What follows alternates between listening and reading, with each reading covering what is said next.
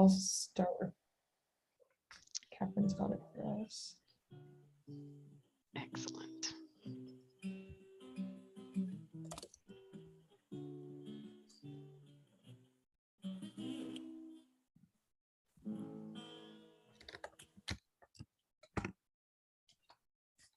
All right, can you share the workload if there's anything in there, Hazel? Yes, I just noticed that I thought everyone would be able to view it on their own end, but it looks like they can't. So As long as one of us can. sure it is. Can everyone see this? That looks cool. We've got Zoom in peace, the love, entire- sleep, meditation, exercise. I think I saw mindfulness somewhere. What else do we have? Taking time for myself, playing music. See, John, music is on here. John might have typed that one. Impressive typing while playing. I love it. All right. Jogging, quiet, rest, self-love. Cool. So many cool things here. Slow down, reading books, self-preservation, going for a walk, going to the beach, playing with my kitties. Ah, very cool. Relax. Uh-huh. All And the bigger right. words mean more people type those in, by the way. I don't know if we mentioned that, but Yes. the big ones seem to be sleep, peace, love, exercise, rest, and then mindfulness, self-love, meditation are also pretty big. Yeah, and you can see that a lot of other typing words are similar to each other. So we are thinking along the same lines here. Very cool. Self-healing. Absolutely. Cool. So we're all in the right mind frame for self-care. Over to you, John. Oh, thanks, Bettina. Hope you guys can hear me. Yeah, so obviously, you know, I love that word cloud thing. I hadn't seen that. I mean, I've seen that, actually, I've seen pictures like that, but I didn't realize how they were generated. But what a neat idea that is. And a great thought to do that. So we can do that, you know, do that again. So anyway, welcome everybody. I'm delighted to see you. Welcome back for those coming back. For those new, welcome. This is a NIDA sponsored initiative through our R24 grant, and Dr. Bettina Huppner and myself are leading the investigation. The idea actually is to expand the research infrastructure on recovery support centers, recovery community centers. So we have a fantastic advisory board, as you can see here, and co-investigators. So welcome everybody, really good to see you. Today we have this fantastic topic and very important topic of self-care. That's why I was noodling on the guitar there at the request of my staff. I've got my guitar over here, which I pick up from time to time, and that's one of the ways I, you know, look after myself. Music is a good outlet for me, always has been, and I'm a songwriter and producer as well, and so I do that, and it's a very important part of my life, and so it's one of the ways that I kind of take care of myself and get away from my work. Not that I particularly want to get away from my work, because I love my work, but as another extra thing that I do to decompress. So anyway, I think that's it from me, right, Bettina? I just wanted to say welcome, and Bettina and our staff have really done an amazing job today to pull this very, which I think will be a very enriching review of self-care. So over to you, Bettina. Thanks so much. Wonderful. Thank you, John, for the words of welcome and sharing music with us. So I think our next agenda point was a quick poll, if I'm correct, Hazel and Catherine, and you're already familiar with it. We always want to see who's in the room. Our goal is to bring our different stakeholder groups together to build the infrastructure that John referenced, to think about how to advance the science on recovery community centers together. So that's why we always ask these questions. If you could take a moment to complete the questions in the pop-up window that show up, and you need to use the bar on the side to scroll all the way to the bottom, and then you can submit it. It becomes a blue button. Let me do that for myself real quick. And of course, we included some self-care items as well there that we're very curious about what you're thinking.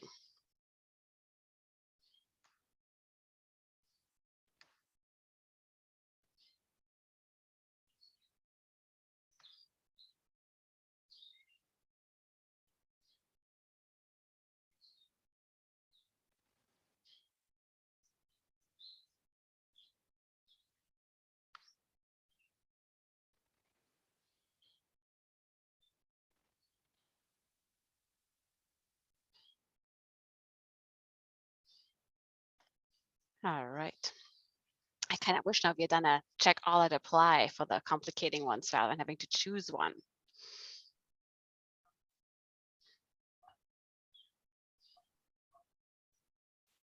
Me too. Yeah, too bad. Next time.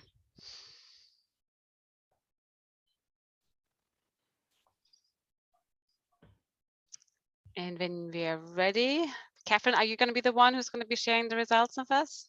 Yeah, I can share them. We're at 67% right now. All right, let's take a look. Or do people want some more time? Do you have to close it? Okay, here we go. All right, so you can scroll down to our self-care questions. Oh, wait, I have to do myself. It's right. I was waiting for you to do it, but everybody can scroll themselves. All right, and we go down here. So I'll start with the one at the very bottom. To what degree do we think that being in recovery changes what self-care means? And we split, you know, 1/3, 1/3, 1/3 basically, of yes, somewhat, carrying the majority, and yes, fundamentally for 1/3. And that's something that we're going to be diving in with Catherine and Dorothy in a little while. The things that we have thought about and that we wanted to think about is in what degrees, and there's going to be more we can add in discussion with all of you. Prioritizing self-care could create conflict, and then a lot of people saying, nope, doesn't complicate self-care at all. So we'll talk about those themes. Perfect. If you can go to the next slide for me, Catherine. There's two Catherines here, I apologize, guys. So I wanted to set a little bit of a stage here as we're talking about wellness. This is something that everybody in the RCC world is very familiar with. On the science end, perhaps not quite as familiar. So I wanted to make sure we're all on the same page. For SAMHSA, the 8 dimensions of wellness have been outlined and everybody is aware of them, what they're thinking of. And we just put the slide here and we can also give you a link. So this is something that people have in mind on the SAMHSA 8 of things. And if you go to the next slide, if you want to dive down a little bit more into what self-care looks like, I can highly recommend this wonderful podcast by Phil Rutherford, one back, who's also a steering committee member for us, and just kind of take a listen to what they were talking about here in self-care in modern times, particularly in pandemic times. It's a very fun listen to. And yes, I will try to talk slower. Thank you for the reminder. All right. So that's sort of to just keep in mind those dimensions of these resources. What we want to do today, if you go to the next slide, is talk about what do recovery community centers do in the wellness space. They have the 8 dimensions from SAMHSA on their docket, and they are providing a number of services. So in the nationwide survey that we are doing, we asked recovery community centers about what kind of services do you provide. And 3 of those services we thought were relevant to self-care. And you might recognize some of them from our word cloud we did earlier. So we have here recreational and social activities. 78% of our surveyed RCCs said that they do something in this space. They provide that survey. Expressive arts, things like arts, craft groups, music, poetry. We heard a lot about music earlier. About 60% of surveyed RCCs said this is something that they are doing at their RCC. And then health, exercise, nutrition. We saw things about walking and taking care of yourself. 65% of them do that. So you can see that these kinds of self-care and wellness issues are happening a lot, but not in every RCC, and there's variation, but it's certainly a very prominent theme. So just those of us in the room who are not quite as familiar with RCCs. If you can go to the next slide, Catherine. So to actually get a real insight into what it looks like, we always include our live feature. So for people who are not familiar with what recovery community centers are, we always ask a recovery community center director to come and tell us what happens when you walk through their doors and what the experience is like. And Catherine Lovvorn is coming to us today to speak about her RCC, and will then also talk about wellness and what her center does specifically in the wellness realm. So if we can stop sharing, and Catherine Lovvorn, can you tell us what happens at your RCC? Hi, good afternoon, everyone. In my RCC, lots of things happen, but the main thing that happens when you walk through the door is you're going to walk into a warm, welcoming space. We're always going to greet you with a smile, whether that be a staff member or a peer that's here or a volunteer. We're going to make sure that you know that we have free Wi-Fi, which everybody loves. You know, free Wi-Fi. We always have coffee, we always have water, and we're going to start with how can we help you? What does that look like for you? Wonderful. And so when people walk in, and then what does a typical first visit look like? What might people do? Okay, so it's different for everyone, absolutely for Mhm. everyone. So we like to start with what's right with them. Let's have them come and sit in with one of our recovery coaches, and we're going to ask them what's right with them today. We're not going to focus on what's wrong. First, we're going to focus on what's right with them. So we start talking with them and trying to see exactly how we can help. We're just Mhm. listening at that point. So Mhm. are they in recovery? Do they want to be in recovery? Have they been in recovery for a while? What is it exactly that they're wanting from a recovery community Mhm. organization? Sometimes that looks like getting a recovery support network. Sometimes that looks like going to detox or getting into treatment or going to an outpatient facility, going to get stabilized on mental health medications because they may live with a mental health challenge. They may need a birth certificate or a driver's license or a job, or they may need help walking through how to fill out housing applications or even how to create a resume. They may need help with needle exchange or Narcan. They may need to know how to use the Narcan or to use a fentanyl test strip to test what they're going on. They may need to know how to call and make a doctor's appointment or how to read a bus line schedule. If they need to get on the buses and learn how to ride that, then we're going to walk through that schedule with them and we're going to give them a free bus pass. Do you need food? Do you need clothes? Where are you at right now and how can we support you where you're at? How can we walk alongside you while you're working through your recovery? Because it's a holistic process. It's not Mhm. just one thing. Wow, that's really all around. I love it. And do people realize before they walk through the door that you would do all of those things? Are people familiar with that, or are they surprised to hear when you say where you're at, we're helping? Yes, a lot of people are still surprised. Our nonprofit was established in 2016, and still now, almost, it's been years. And this year we'll be established for 6 years, but still, we still have to tell people what we do. They think we're a rehab or we're just a clubhouse. They don't know everything that goes on in here. They don't even know about the art room or the workouts or the pool table or anything else. There's so much more to it. Great. And so we talked a little about the kinds of wellness and self-care services that we knew to ask about back in the day when we created the survey, and there's probably so much more. What part of that do you do, and what kind of wellness promoting activities do you do at your RCC? Absolutely. One of the things that people wouldn't realize that are self-care, but doing a recovery coaching session with a recovery coach is part of self-care because you're able to sit in that moment with a recovery coach and get all of that out and have someone be able to listen to you in a safe space. It is comforting and it is safe and it is confidential and there's trust that's built there and there's wellness and trust. We're figuring that out, but also what we've learned is if we offer multiple things, because multiple things work for everybody, working out doesn't work for everybody, but some, like some of our peers, they like just to shut the door in the pool room and play pool by themselves. They may need to sit on the back porch in a chair and drink some water and have quiet time. We have, let's see, we have an art room, which is huge for people. They like to sit down there.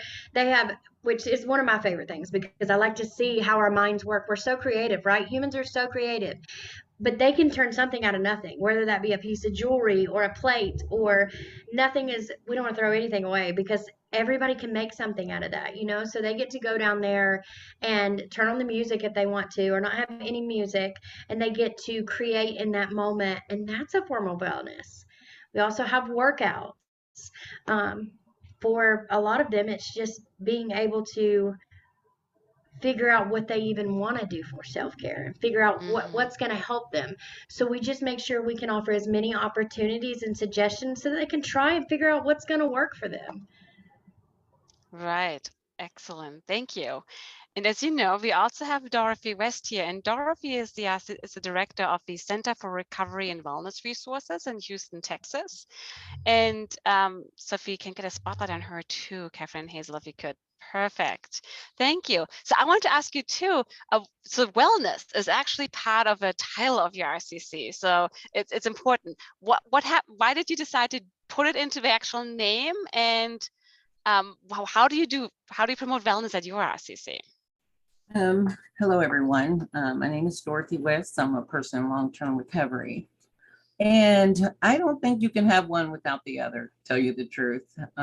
And I am, of course, this name was already chosen before I took the job. So, but it might be, along the course of what I feel like I represent, being a person in recovery.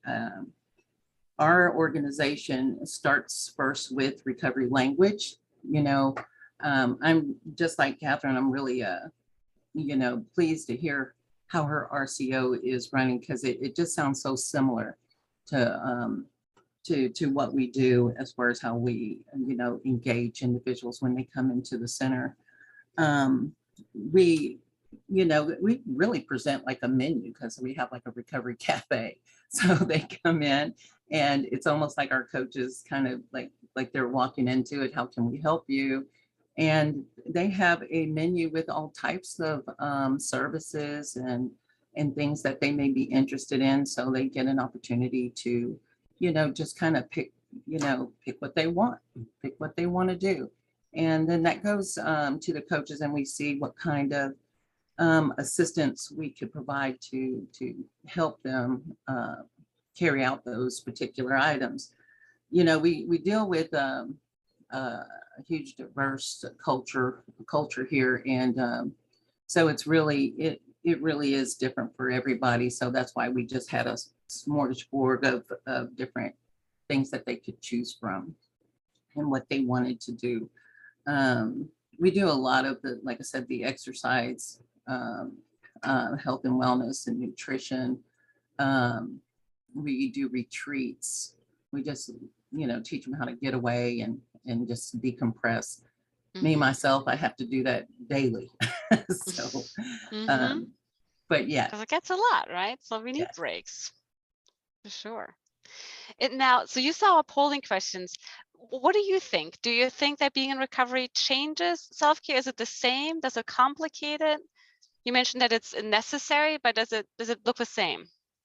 Well, of course, beginning the stopping of or reducing your substance use, I think a lot of our peers are thinking that that's where it ends. And I guess as you have an opportunity to learn more of what is stressing them out and what's going on with them, it opens their mind to what self-care is, and the self-care is directly the importance and the urgency of self-care to address that, because it could lead possibly back to using again. So I think that being in recovery changes what self-care means is because one stems off the other. Once you remove the substances, if you're not taking care of self, you tend to backslide into old behavior. So the urgency and the importance is just more central. So awesome, great points. And Catherine, I also wanted to ask you what you think.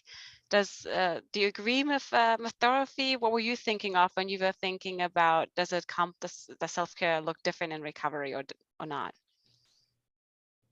I actually agree with Dorothy. It does. It matters for all of us, but really when we're in recovery, I know that if any of you know anything about recovery, something they say in the beginning is this is a selfish program, and it doesn't mean that we don't care about anybody else. But in that moment, if we're not well, we can't be.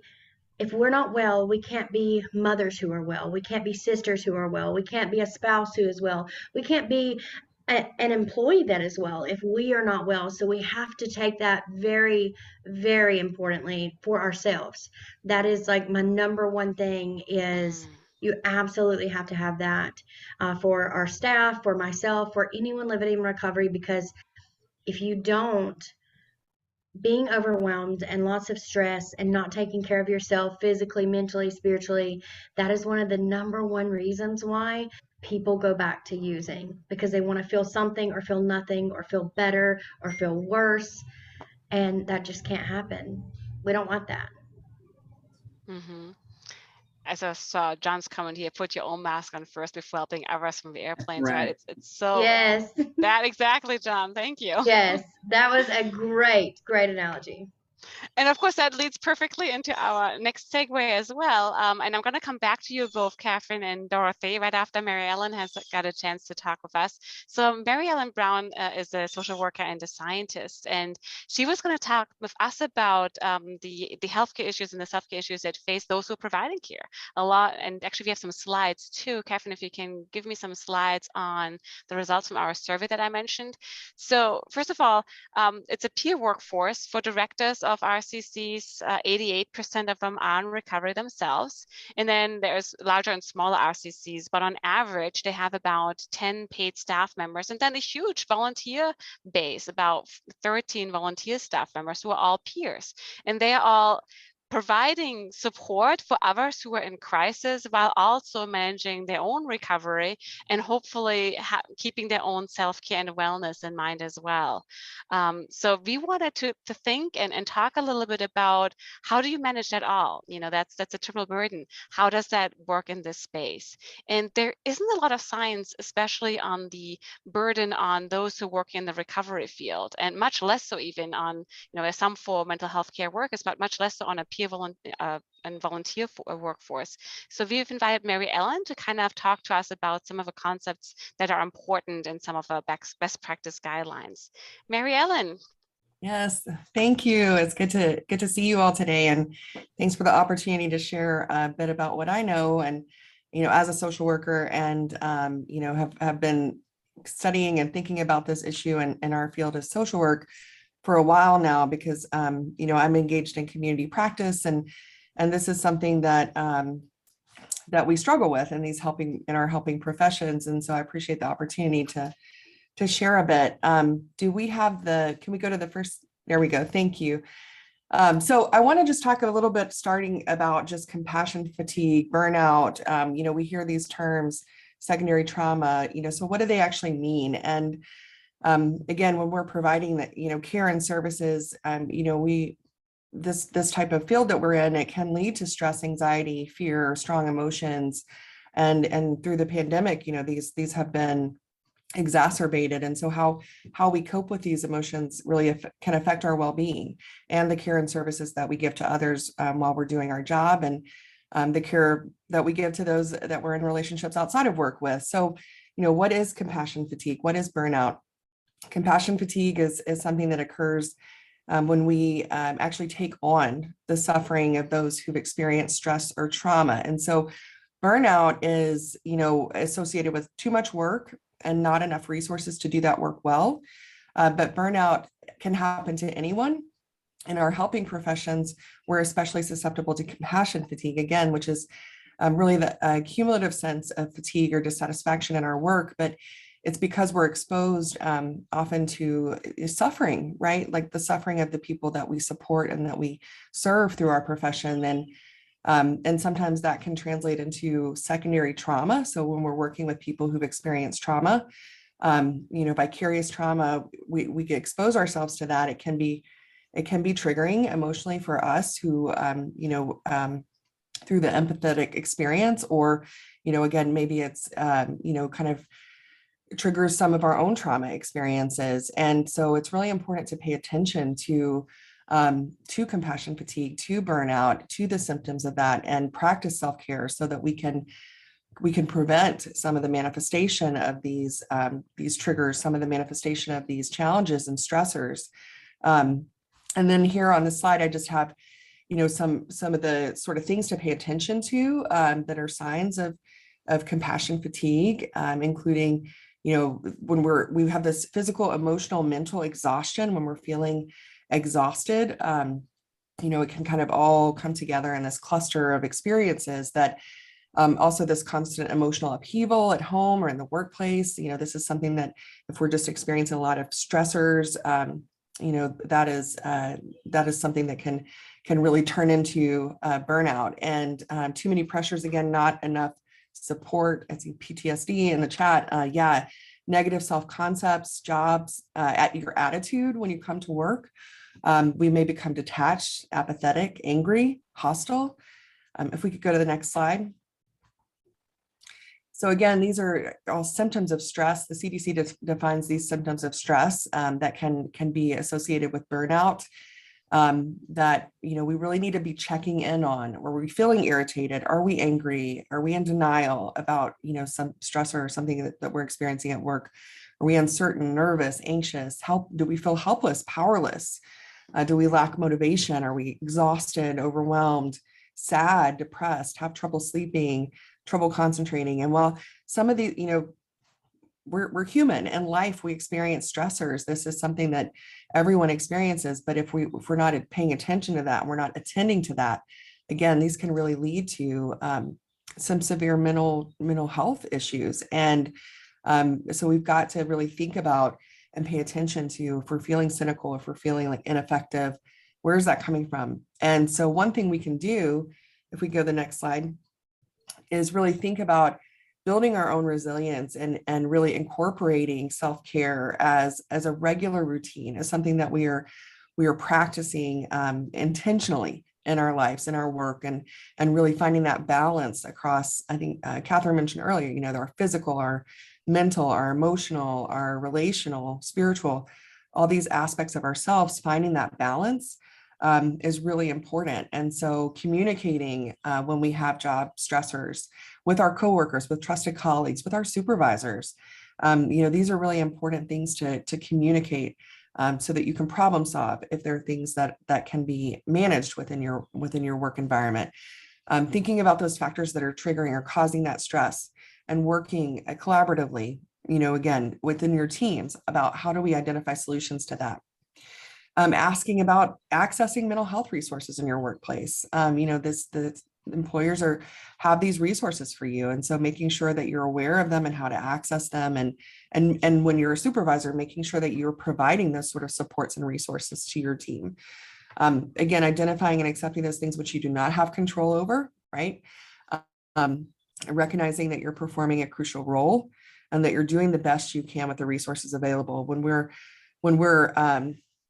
it's not productive, right, to get into a cycle of guilt or shame or blaming yourself if, you know, you're feeling like you're feeling angry, you're feeling hostile, you're feeling some of those irritability.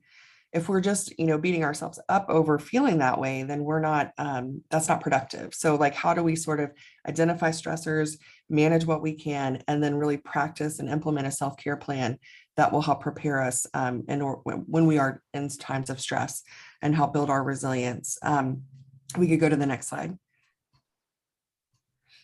So some tips about kind of coping with stress and enhancing our resilience. When we increase our sense of control, we can do that when we have a routine, when we get enough sleep, when we're eating healthy meals, we take breaks just to stretch, you know, to rest, to talk with colleagues. You know, we take that time for ourselves. And again, I think in the earlier poll, right, there was a question about, is self-care, you know, something that, you know, is that selfish, right? Like, and I think it's hard for us sometimes as helping professionals to think about taking time for ourselves when we're really in the business of service to others. It's, you know, we may feel guilty about that, or we may feel like that's selfish, but it's not. You know, it's the put your own mask on first, right? That was shared earlier before you're helping others, because, you know, when we're investing in ourselves, then we can show up fully for other people.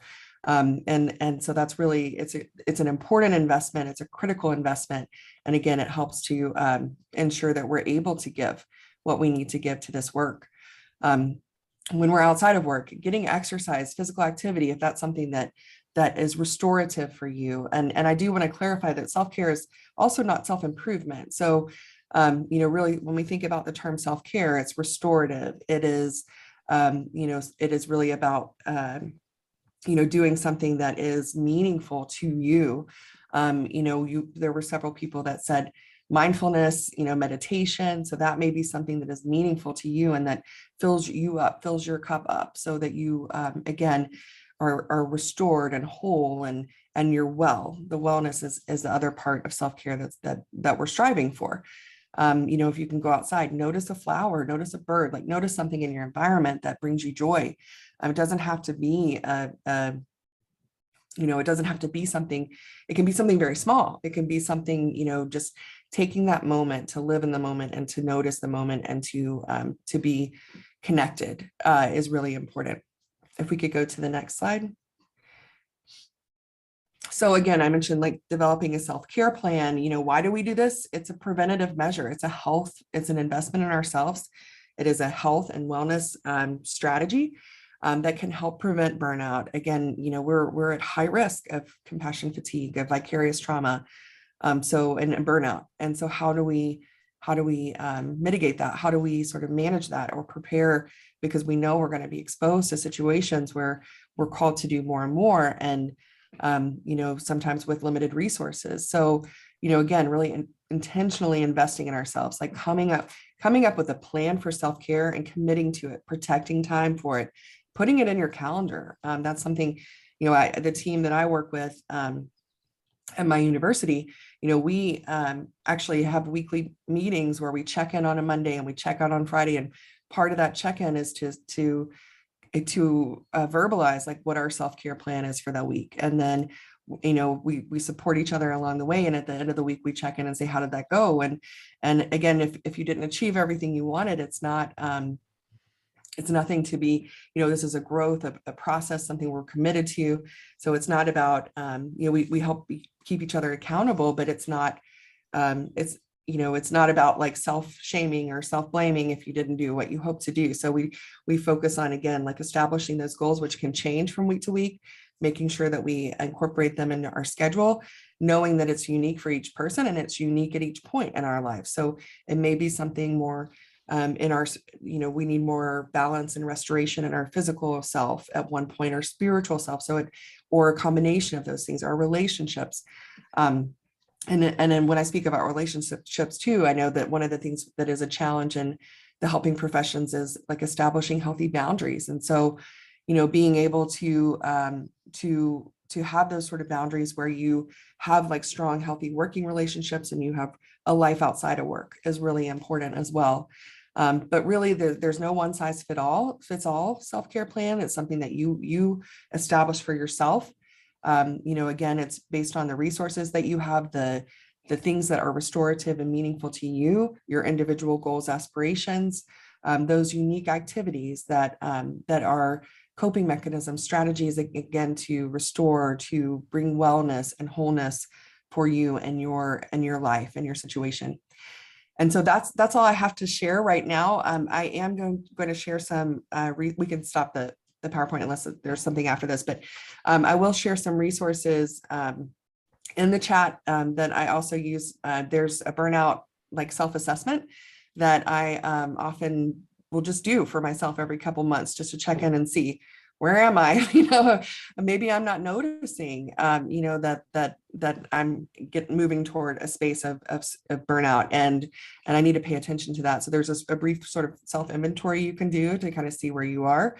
And then I'll share some other resources in the chat as well that you might pull that may help you think about, kind of defining your self-care plan for yourself, some models and frameworks that you can use. Thank you. Awesome. Thank you so much, Mary Ellen. And yes, Patricia, there will be definitely a copy of slides available. And the resource that you mentioned is the burnout one. We'd love to add that to our repository or scales. We collect, things that are useful in a variety of ways for gathering data about yourself and about your centers and so forth. So thank you for sharing that with us as well. So one of the things, and John and I were talking about this the other day, we all have so many things in our life, and self-care, where does it fall? And you mentioned as one of your tips and strategies, the communication, right? Communicating with the people around you. And I think that part of that is also setting norms, right? That it's okay that this is a topic that is important, that you don't feel you're doing it selfishly for yourself, but everybody on your team understands this is important, and that you can together support each other in that. Now in RCCs, Dorothy and Catherine, if I can get you back in here as spotlighted, this is there's so many stressors, there's so many moving parts. How does your staff handle this? Who wants to go first from you two? I'll go first. Thank you. Well, like I said, a lot of things that has already been spoken is we try to communicate. What I do is I also have the staff do a recovery wellness plan, because I think a lot of stress builds up when their personal needs are not being met, or their endeavors, their goals, their hopes and dreams, and and they just feel like they're in, just this hamster wheel, Mhm. So I try to make sure I know where they're going, and then try to plug them into any kind of resources to know that I'm interested in their growth as well. And then, Mhm. And with you know, that, you're then really setting the expectation too that it's okay for them to communicate to you about things that are difficult and that they need help with, and that it's okay to put their own self-care first. That's that's awesome. right. I give them a calendar at the beginning of each month so they can, it's almost like a blank check. What do you want to do this month for yourself? Where are your doctor's appointments? Where, the things that you need, your personal time to take care of yourself. So that's been helpful, along with the retreats and just making sure that, during staffing, we check in to make sure everybody's in a good space. Hmm. Absolutely. And Catherine, what about at your center? How's staff taking care of themselves and each other and the spirit? Yeah. Okay. So here at Living Proof Recovery, I just want to say everybody knows we're all humans, right? We're always learning, we're always growing. About 2 years ago, I started reading a book by John Maxwell called Developing the Leader Within You. And one of the things that he talked about was making sure that in my service work that we're doing, because we work in these service jobs, all of us obviously do, we're giving, giving, giving. I had to learn how to, with all of my staff, they all need me differently. Mm. Some of them need me to check in every 2 weeks. Some of them need one-to-ones every week. Some of them need one-to-ones every day. I just have to make sure like the communication is good, but they all also need to be communicated to in a different way. Some of them need it direct. Some of them need it just in a conversation. It is completely different. But once I learned how each one of them needed me and what they needed from me, it made it a lot easier. So it was really just thinking outside the box for them and myself even. But as long as I'm checking in with them, whether that be once a month in our staff meetings, one-to-one by themselves, or daily, then their work performance is better. My work performance is better, and just listening to what they had to say and then offering a mental health day. They get to choose one day a month to take a day off that's paid. That's their mental health day. That is specifically for them and their mental health, to have a day for them, just a day, just for them, so they can do whatever they want to do. And also to pitch in ideas on what we can do for wellness for our whole community. So, because it's not just up to me, it's it's up to all of us as a staff. We're all in this together. So they like to have input on how we can help our community and their wellness as well. So one person, her pathway to wellness is outdoor stuff. She likes to go hiking, kayaking, fishing, things like that. So we'll do that one month. And then another day, we may go to and do like vision boards with art for the other staff member.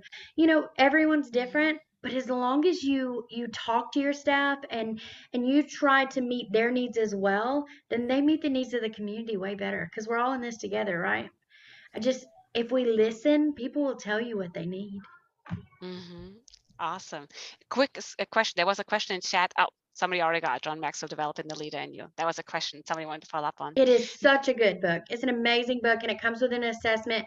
It has really helped me, and I've read it, I can't even tell you, probably too many times. But he's brilliant. He's brilliant. Awesome. Very cool. So now, one of the slides that Mary Ellen shared with us, it had cynicism on it as a symptom of stress. And of course, there's been so many bad stories and sad stories, especially with the pandemic, with the opioid epidemic on top of that. These are all incredibly stresses that are very recent, that are very dramatic and substantial. You all faced that in your centers. Did self-care go out of the window? Did it reinforce that we have to put self-care front and center? How were you able to maintain self-care under such pressures? Yeah, for us, unfortunately, in the same month, it was June 2020, we experienced an overdose and a staff died from COVID. And these were highly, respected and loved individuals. So it really rocked our community. And I think that really catapulted us to really look at our own health a little bit more, other than, you know, what we generally do. We really checked in a lot more, had wellness groups, you know, just tried to, you know, make sure that people are getting access to healthcare.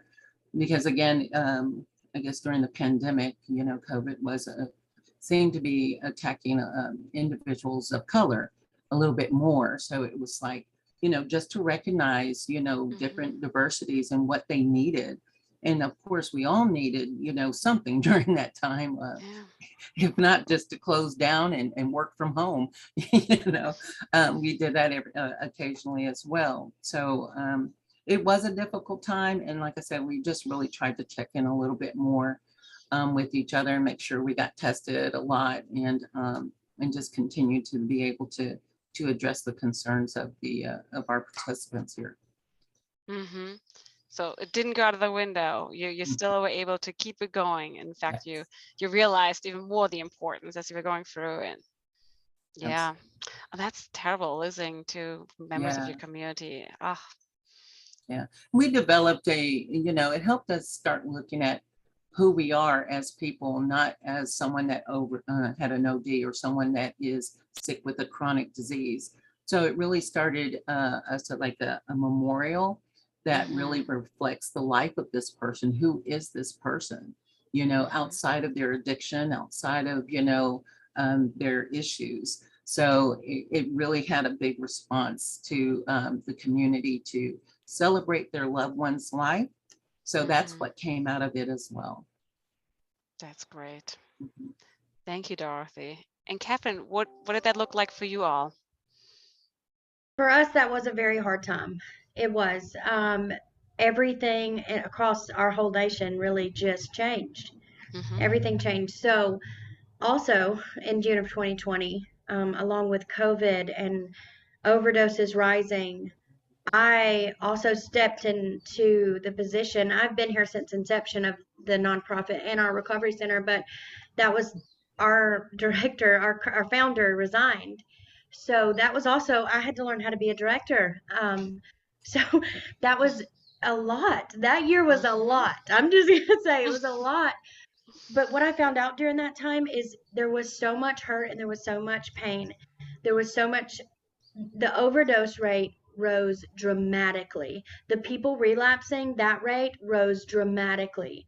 But also, we shut down for 1 week and I couldn't do it anymore. I was like, we're going back to work. You know, we're going back to work. So we opened up the building and we did things like peer check-ins on the porch or outside or in a room by ourselves. Like we noticed that people were still calling. We need you. We need a full meeting. We need more than 10 people in that room. Can you space the chairs apart? So we cleared out a room in the basement and had it open, you know, so we could have meetings. We had people more eagerly seeking us than we had ever had before. So all the bad might have risen, but that good came from that. Yeah. And we healed through that. But it also brought us all as a community together in a way that I've never seen. And it ended up being beautiful through that whole thing. And with the self-care in that, like we just had to be more mindful and more aware of who was taking what day and how many staff was going to be here. Let's just make sure that you still get your days, but 2 people can't take the same day at one time anymore. Or, okay, so you got an appointment this day. I'm going to stay here till you get back and we'll tag team and I'll leave and I'll go to my appointment. You know, we just had to communicate very well so that everybody still had their time, but we had to be more mindful of the staff that was in the building. We needed more people and we still need more people. I mean, you know, we need more staff. Right. So that again is a perfect segue. I was going to open it up to the whole group who's here. As you know, we're trying to bring together multiple stakeholder groups, you know, people who are at the RCCs, scientists, clinicians, healthcare decision makers. You mentioned you need more staff. What can scientists help? What can clinicians help? What can healthcare decision makers help you achieve that? What will you ask in the space of wellness, of self-care? What will be helpful? And also for everybody else, if you have other comments or questions to our presenters, floor is yours. Well, you'll ponder these questions. Anybody want to say anything? Because I already know what I need. I need more staff. I need the money for more staff. There's so many people I could hire, but being a nonprofit, that's how we run. We have to submit grants and go through several processes just to be able to get there. But I mean, we do great. Our community is very helpful, but we also want to be able to pay people what they're worth too, because they give it their heart and their soul and their all, and it's a beautiful thing that we get to do every day, you know. For sure. I would like to add one of the things that help staff as well as the participants is the development of peer leadership. There are so many individuals with so much strength, and some of them, like I said, we are not always the expert in certain areas. So we try to look for the strength and empower the peers in order to, you know, go through peer coaching as well as, you know, facilitating groups.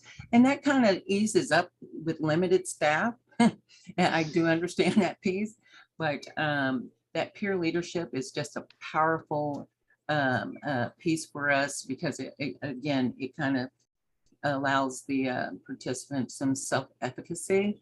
And I think that is a big part of wellness. Absolutely. Thank you for adding that. And for those of you thinking about the things you've said, you can ask about anything like we talked about. Does being in recovery change how your self-care looks like, or complicated, about things that we don't know well enough yet about how to support those providing care, anything at all? I see a hand here from Step Rocks. Go right ahead. Hi. So, you know, during COVID, a lot of things happened for all of us. And one of the main things that happened is we learned how to work from home. So now, you know, I've experienced sometimes, you know, when I'm sick or, you know, I'm not well enough to come to work no matter what the reason, I will work from home because now I have the ability to. Where before, when you're sick, you stay home and you don't work. And now it's like not working doesn't even enter my mind, because now we all know how to work. Bad. And, you know, after listening to this, I'm like, you know, when we are not well, you know, take the time for ourselves, you know. And, you know, somebody talked about we need more staff, we need more staff. You know, we're in a similar situation, we need more staff. So that guilt comes up, like, I can't, because I can't, you know, leave my teammates, you know, because we really have become a team during all of these crises over the past 2.5 years.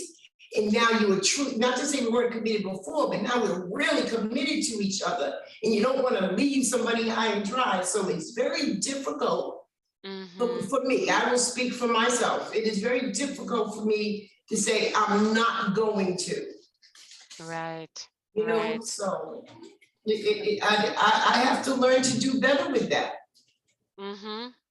I hear you. Work with family as well, but right now we're talking about work. No, I think it's an excellent point about, you know, now you have a capacity to work from home, but where do you stop? You know, it's supposed to make things more flexible. It's not supposed to keep you working around the clock, and how to establish norms about it, and to make it allowable for yourself and role modeling for others, that it's okay for them too to take what they need without, you know, feeling like they're letting down the team. It's such a new territory we all have to learn, right? Yes, Bettina, absolutely. Absolutely. Yeah, thank you. You're welcome, Catherine. That was beautiful, though. I just want to say that, because like a lot of people are afraid to say how they feel. Yeah. You know, and transparency is so beautiful. It's so beautiful, because I still to this day struggle with not answering my phone I mean, I get off at 5 and I put a cap on it till 7, but then when somebody calls, I'm like, I really want to answer that. I really want to Yes, answer that. yes. What if they need me? What if they need me? You know, we all struggle with that. So thank you for sharing that. That was very beautiful. You're welcome. My supervisor tells me that all the time. You do not have to be available to everyone all the time. She tells me that all the time.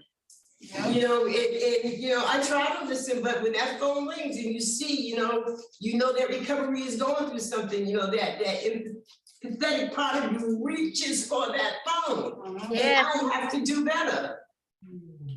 Yeah, so that you still have something to give the next day, right? For the next Yes. person. We have one more person at the table who wants to say something. Hi. Please do. My name is Wilfredo Marrero, and I worked in the field before.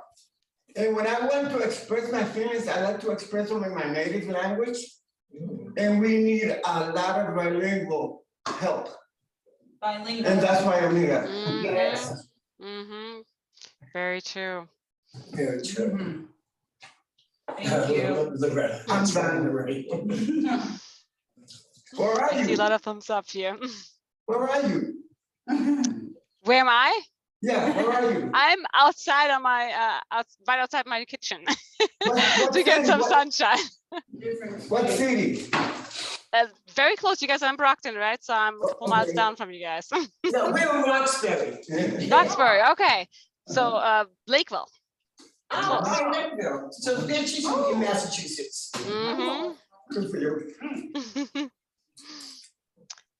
Other comments, ideas about how things have been going for you, how you think success stories of something that you have changed that has really worked for you as you're trying to tackle these things?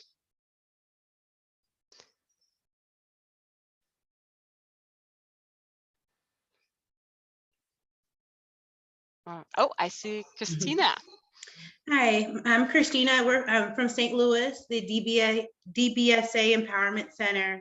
And I just wanted to say thank you for this, all this information. You know, at our RCC, we're in a big city, and we're kind of seeing the after effects of COVID and the weather changing. And, you know, at our center, you know, we have similar things, you know, staffing, but, you know, a lot of the shelters and support and resources are breaking down. And, you know, some of my of the staff here and myself been feeling kind of helpless, you know, and I just wanted to say thank you for, you know, these tips that you have and that you've given us, and, you know, kind of putting things in perspective. It's been very helpful.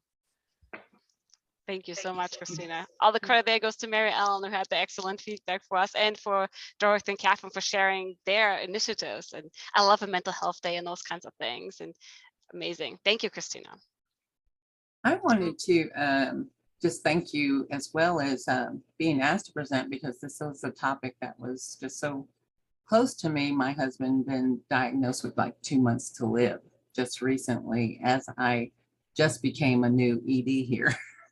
And just to manage, you know, both worlds has been quite an order. And when Mary Ellen, you were talking about burnout, it's like you know, sometimes I feel like I have to learn to function in both, you know, in both worlds here, you know, as far as burnout with caretaking, as well as burnout at work. And it's not always something you can, you know, run away from, or, you know, do one thing one time. So it is a matter of developing that routine. At least it's been helping me so far. It's like I do have some sanity left here. So I just wanted to thank you, just to hear everybody's, you know, take on it, and appreciate it. Thanks. Thank you, Dorothy, and lots of love and strength to you and your husband. And I love the idea of the routine, so to help you get through, if you don't have to make the decisions, but it's part of a plan to take care of yourself. That's a great suggestion for all of us. Yes. Thank you. Marjorie, I see your hand up. Hi, I'm here in Utah. I work for USARA. When I first came on, we were still in pandemic. Our building wasn't open quite yet to the public. And so we were doing a lot of things remotely and virtually. And I was warned about burnout. But I was also at the same time given tips on self-care and our focus in our center, our staff. We focus on self-care. So like 2 days this week, I worked remotely from home so that, you know, I could still be working and still be providing services, but also be taking care of myself at the same time. When I first got sober, I had no idea of self-care. I just needed to be sober. That was it. And so every day that I completed sober was amazing. Now, I've been sober for going on 19 years. And so self-care has changed fundamentally for me because it's a conscious practice. And do I forget sometimes? Absolutely. Once, you know, and then when I'm starting to feel just a little bit, you know, scattered or shattered or those things, I'm I get to remind myself, and I can do it pretty easily now with a lot of practice, to take some time for self-care. I'm blessed in the organization I work for. We do a nature walk every week. And so I look forward, it's Fridays, in fact. So I look forward to Friday afternoons to go take this walk with the community and you know, just take care of myself, as well as kind of provide a service too. But anyway, self-care has changed fundamentally for me over the years. And I think it is really solely for me because of recovery. Anyway, thanks for letting me share with you all. Thank you, Margie. And I love the phrase you had about scattered and shattered. I think that really resonates with me about what that feeling feels like. Thank you. And Stephanie, I see your hand. I just wanted to let people know that it is 1 o'clock for those of you who do have to go for another appointment. I still hope that you will share your comment with us, Stephanie. But meanwhile, I wanted to thank everybody for being here and working with us through these issues. If you have questions, ideas, requests for resources, as always, you have our email, contact us, and we're happy to send along what we can. Thank you all for being here. And Stephanie. Hi, I'm a supervisor for a peer support program. So I have my own client load on top of being a peer support. So it's like I deal with my clients during the day, and then in the afternoon when my peers are not working or they're off work, you know, my phone lines are always open. So not only that, I am actually in active recovery myself. And sometimes I get lost in the midst of everything to remember how I forget so easily that self-care is crucial, not only for me to be of service to others, but to me to be of service of my family and myself. And I struggle. I definitely struggle. It's like when I get a minute to sit down to myself, like, well, I do need to wash those clothes. You know what? I do need to get dinner started. And I go to meetings and I just don't think that is enough. And by me working for a nonprofit, I don't get leave time and I don't get that day off to reset. So I really struggle with self-care. I hear you. When you said, when you sit down and you have to do laundry and start dinner, I absolutely hear what you're saying there. And that's I think many of us have similar struggles, and hopefully some of the things, I think just knowing that other people want you to have self-care, that they do care, that that's important, that you take care of yourself. I think that helps in terms of struggling with making the right decision for you in that place. So you can role model that for the other people in your organization, and hopefully they do the same for you, that they remind you that we care about you and that you need to be well to do your job and give you better chance to take care of yourself. I hear you, Stephanie. Patricia raised her hand. Go ahead. Oh, she's on the phone now.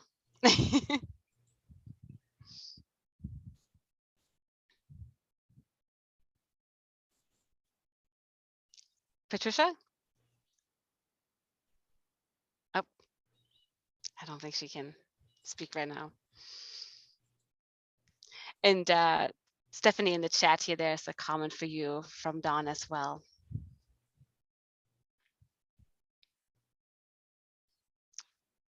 Any other comments?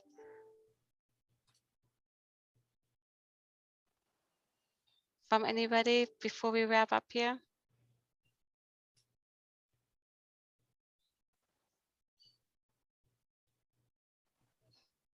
Yeah, I'm sorry, Patricia, we can't hear you. I'm not sure. You are definitely not muted on our end as far as I can see.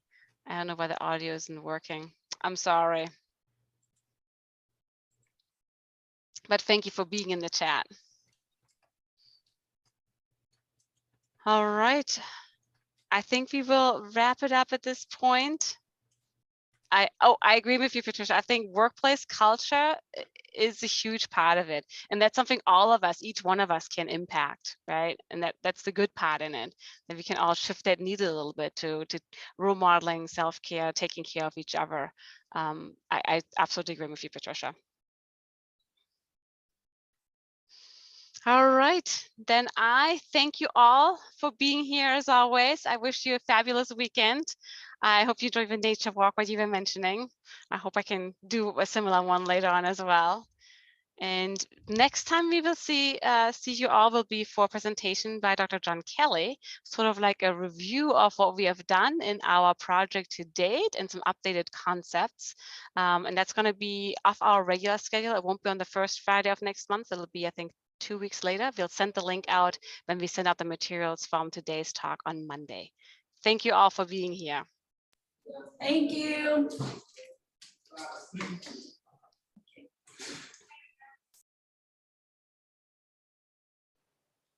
And Catherine, if you can stop the recording.